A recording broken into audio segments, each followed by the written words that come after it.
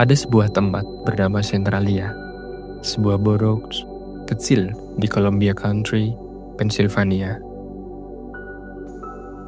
Luas wilayahnya tidak sampai 3 km persegi. Populasinya pada puncaknya hanya sekitar 1.400 jiwa saat itu. Di sana tidak ada industri besar, tidak ada landmark nasional, bahkan tidak ada konflik politik. Namun hari ini, Centralia dikenal sebagai salah satu kegagalan lingkungan terpanjang dalam sejarah Amerika Serikat.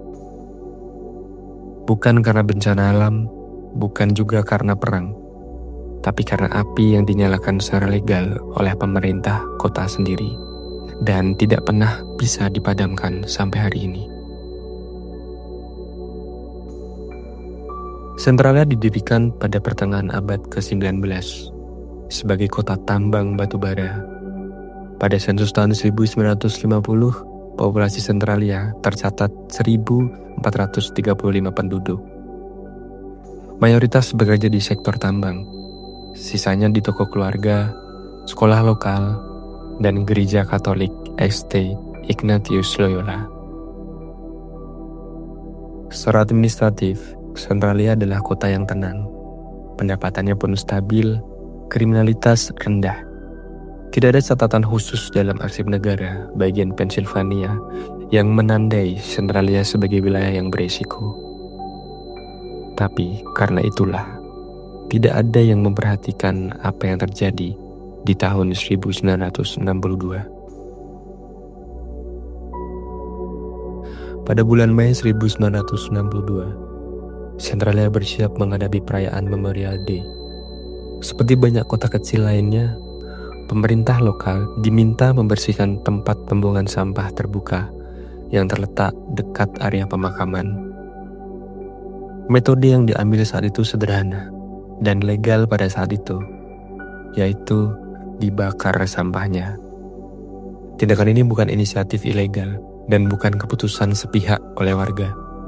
Pembakaran tersebut sudah disetujui oleh Dewan Kota, dilakukan oleh petugas pemadam kebakaran lokal, dan sudah menjadi praktik yang sangat umum di banyak kota tambang Pennsylvania.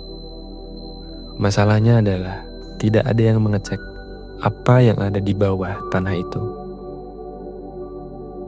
Di bawah Centralia terdapat jaringan tambang batu bara tua yang terbentuk sejak akhir abad ke-19. Lorong-lorong ini tidak seluruhnya dipetakan.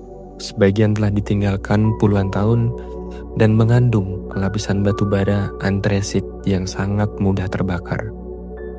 Ketika api pembakaran sampah turun ke celah tanah, yang sebenarnya terjadi adalah ia tidak padam, tapi ia berpindah secara pelan-pelan, tanpa suara, tanpa ledakan. Menurut laporan Pennsylvania Department of Mines, api itu mulai menyebar secara horizontal di dalam sim batu bara. Ini bukan kebakaran biasa.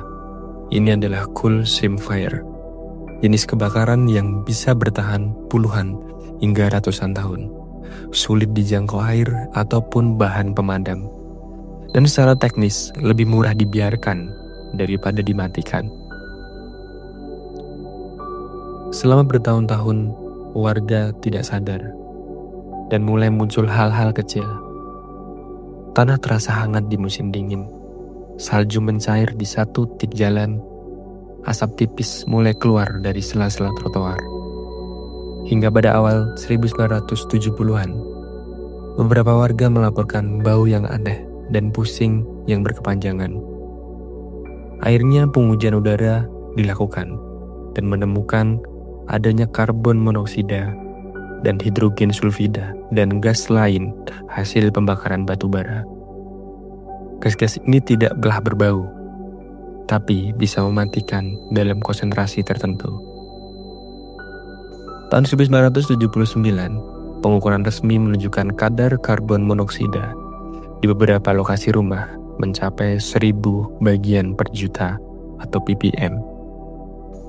Sebagai perbandingan atau sebagai ilustrasi, 200 ppm bisa mengakibatkan manusia sakit kepala. 800 ppm bisa mengakibatkan manusia pusing berat dan mual. dan 1600 ppm bisa membuat manusia pingsan dalam 2 jam, dan 6400 ppm bisa membuat manusia dalam kematian hitungan menit. Artinya, beberapa bagian Centralia tidak layak huni tanpa peringatan visual apapun atau sirine apapun.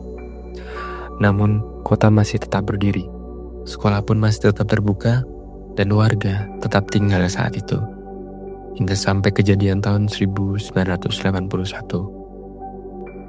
Tanggal 14 Februari 1981, seorang anak bernama Todd Dombrowski, usia 12 tahun, bermain di halaman rumah neneknya di Centralia seperti biasa.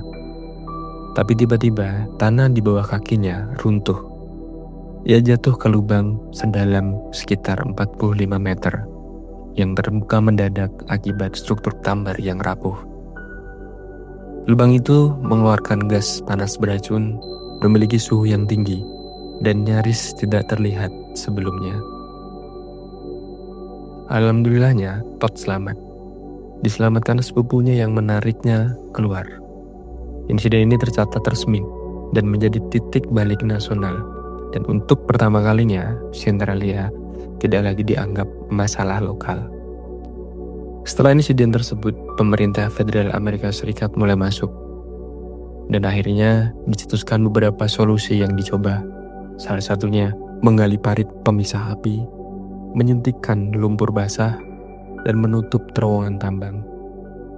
Total biaya percobaan pemadaman lumayan besar, lebih dari 40 juta dolar Amerika Serikat.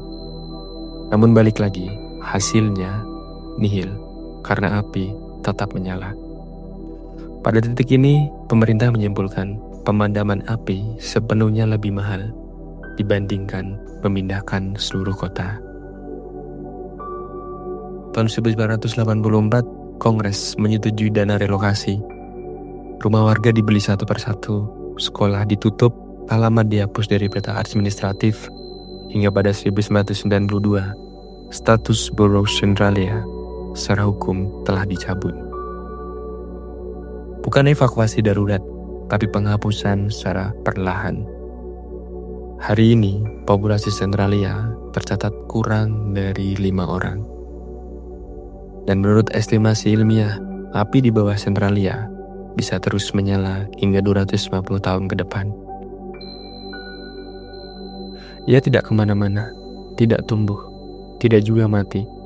Centralia tidak runtuh karena ketidaktahuan warga, bukan karena keputusan bodoh individu, tapi karena keputusan administratif kecil, asumsi yang menganggap ini akan aman, dan masalah yang dibiarkan terlalu lama. Aneh memang, kadang yang menghancurkan sebuah kota bukan ledakan besar, melainkan api kecil yang dianggap biasa.